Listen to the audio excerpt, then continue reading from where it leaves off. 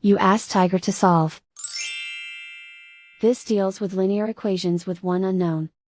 The final result is x equals -7/5. Let's solve it step by step. Group all x terms on the left side of the equation. Add 5x to both sides. Group like terms. Simplify the arithmetic. Group like terms. Simplify the arithmetic. Group all constants on the right side of the equation.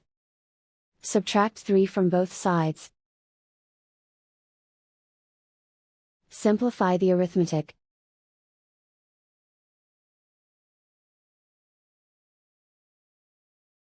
Isolate the x.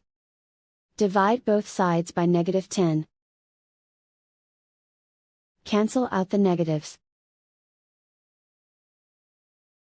Simplify the fraction.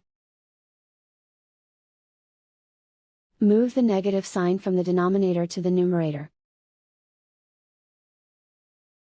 Find the greatest common factor of the numerator and denominator. Factor out and cancel the greatest common factor. And so the final result is x equals -7/5.